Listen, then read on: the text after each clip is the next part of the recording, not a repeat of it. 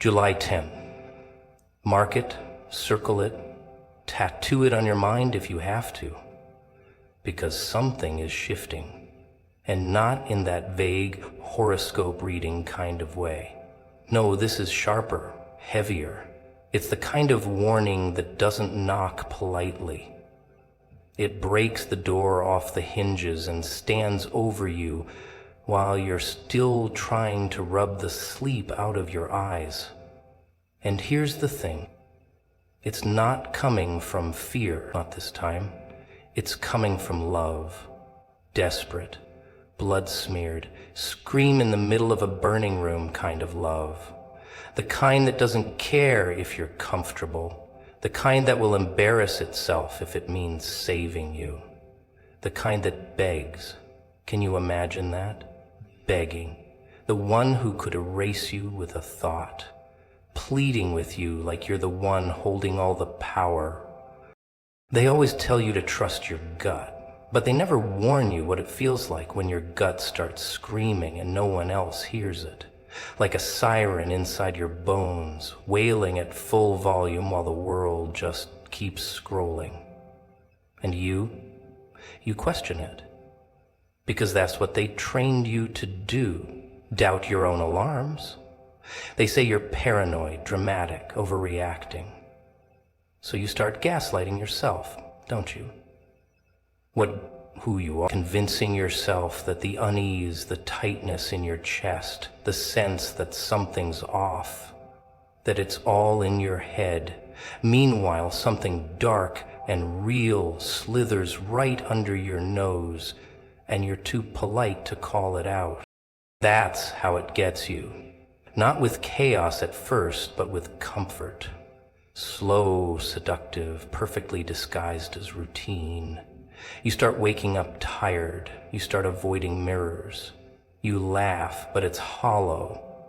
You smile, but it doesn't reach your eyes, and little by little you stop noticing. You stop fighting. You stop feeling. You tell yourself you're just growing up, settling down, being realistic. What a cute word for dying quietly, piece by piece. You think you're safe because everything looks fine on paper. Bills paid, heart beating, no one's crying, but safety isn't the absence of chaos. Real safety is knowing who you are when everything falls apart, and right now, most people don't know who they are. They only know the version they were taught to become. Obedient, predictable, hollowed out and well-behaved. And then they wonder why their soul feels like it's been evicted. Let's call it what it is. Numbness isn't peace. Distraction isn't healing. And being busy all the time doesn't mean you're living. That's the scam. Keep you so occupied that you don't notice your cage.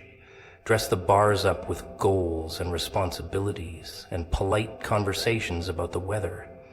Keep the volume up, just loud enough that you can't hear the voice inside you that's been begging for silence. Not the kind of silence that feels like loneliness, but the kind that strips everything away and leaves only truth. And here's the part that burns. The warning always comes before the collapse. Always.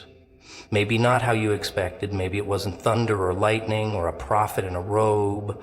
Maybe it was that friend you ignored because they saw too much. Maybe it was that breakdown you brushed off as just a bad week. Maybe it was that one night you cried so hard you couldn't breathe, but the next morning you shoved it down and called it strength. It wasn't strength. It was suppression. And it's poisoning you. You've been breathing in lies like oxygen. Lies about who you are, what you deserve, how much of yourself you have to kill to be loved. And now the truth wants out. That's the warning. Not a threat. A mercy. A final knock before the door gets kicked in, before the version of you that you built to survive gets obliterated by the version of you that was born to live. But you have to be willing to hear it, not just listen. Hear. Let it cut. Let it sting. Let it ruin the fake peace you've been clinging to like a security blanket soaked in gasoline. Because if you don't, this world will gladly give you a role to play, a mask to wear, a life that fits so perfectly you'll forget it was never yours. And they'll clap for you. They'll say, look how put together you are. They'll admire your discipline, your composure, your productivity.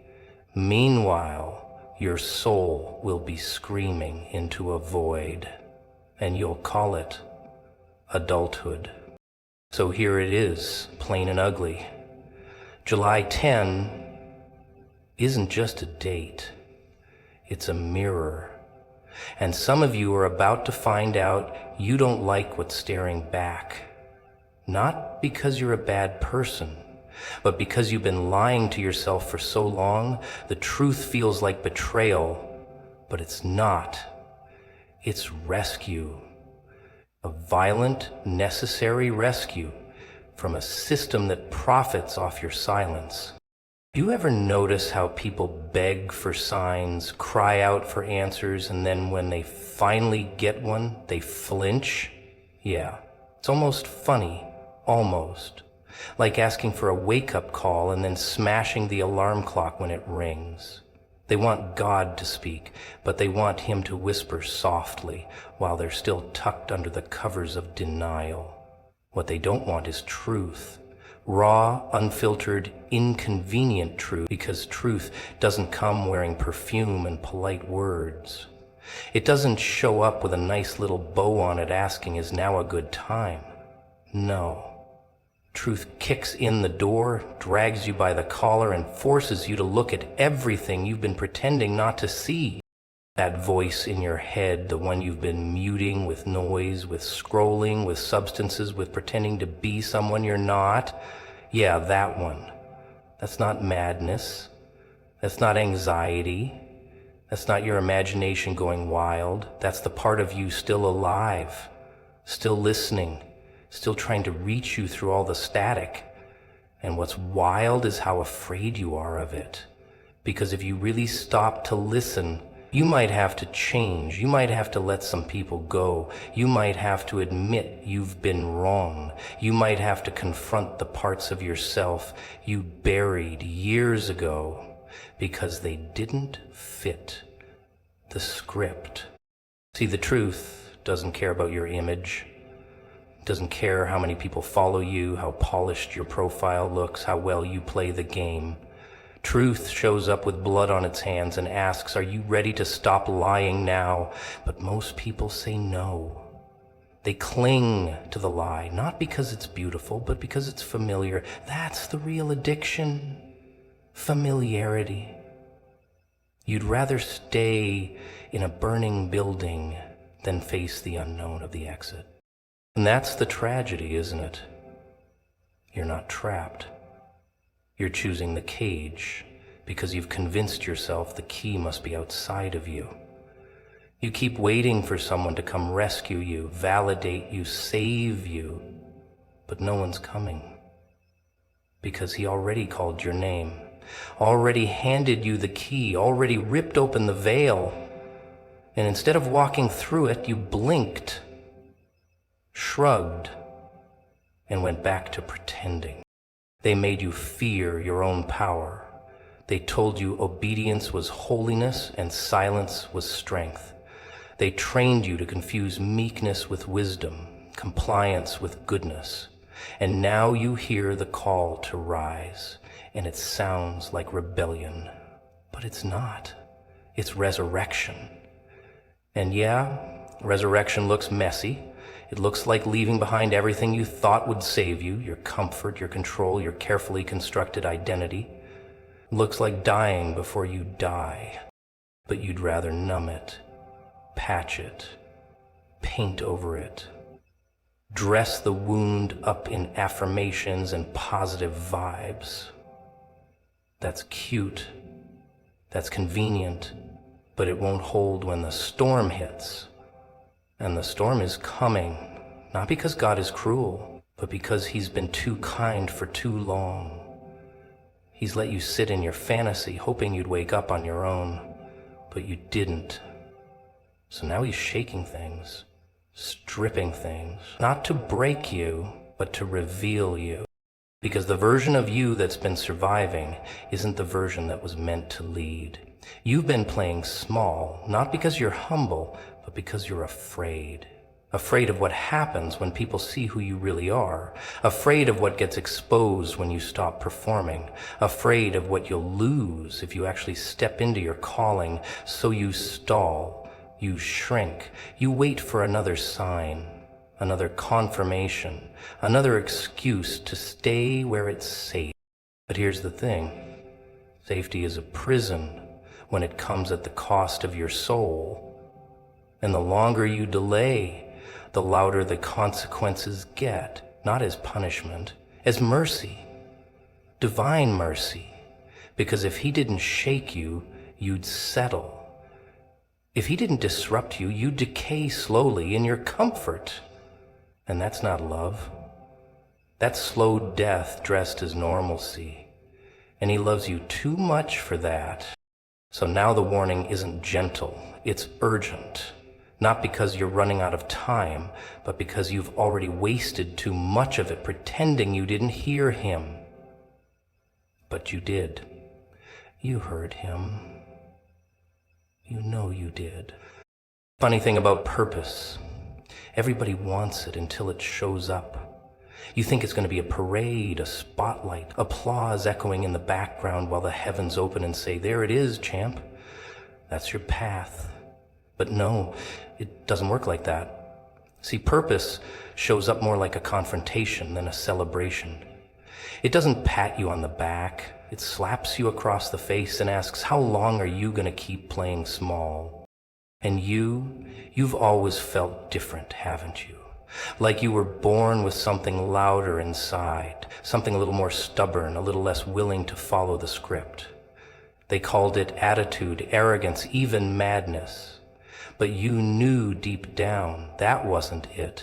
It was awareness. It was a knowing, a fire you couldn't explain. The problem is you started believing them. They said, sit down, be nice, stay quiet. So you tried. Oh, how you tried. But it never fit, did it? Because purpose doesn't shrink to make others comfortable. It doesn't blend in. It doesn't play dress up just to avoid judgment. Purpose is disruptive. It gets under your skin. It haunts your sleep. It makes the life you settled for feel like a straitjacket.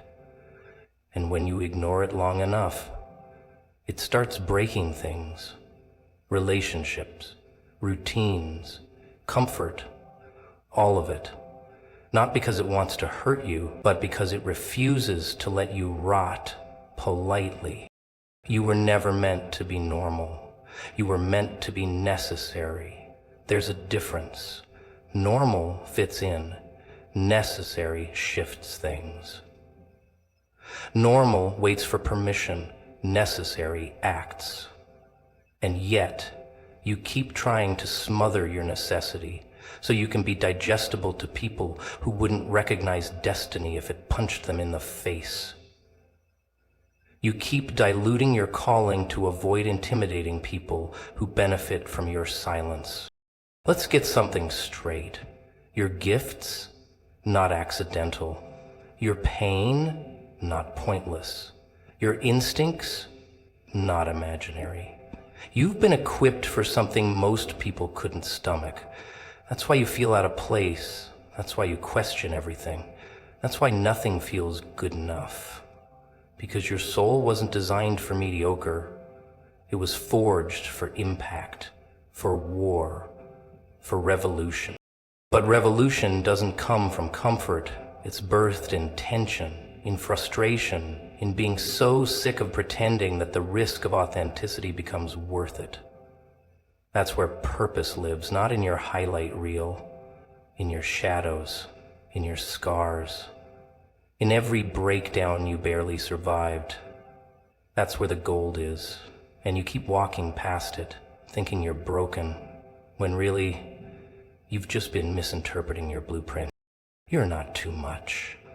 You're not too intense. You're not too complicated. You're too awake. You've seen too much, felt too much, lost too much to keep playing dead for the approval of people who've never looked in the mirror long enough to find their own fire. And yet, here you are. Stop waiting. Nobody's coming to crown you. The calling already did that. The moment it whispered your name, it set you apart. Not above, apart. Set apart for something heavier, something higher. That's why it's been harder for you. That's why you've been misunderstood. That's why you've had to unlearn everything they taught you, because what you're carrying can't be contained by tradition. It's bigger than logic, bigger than reputation, bigger than comfort. And yeah, it's scary. Because when you finally accept it, when you stop resisting and start remembering, you lose the luxury of hiding. You lose the privilege of pretending. You don't get to be invisible anymore. You don't get to blend in. Because now you've got eyes on you, and not the kind that judge, the kind that need. People who are silently waiting for someone to go first, to break the mold, to live loud enough that it makes them question why they ever settled for quiet. And guess what? That someone is you. You didn't choose it, it chose you. Not because you're the strongest, but because you're willing to bleed in public so others know they're not alone. Because you've walked through fire and still chose not to become ash. Because even when you wanted to quit, something in you said, not yet. You ever notice how silence screams the loudest?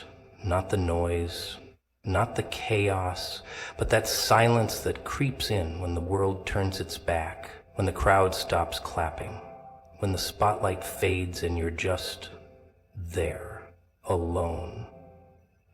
That's where the real war begins. Not on stages, not in boardrooms, not in battles with others.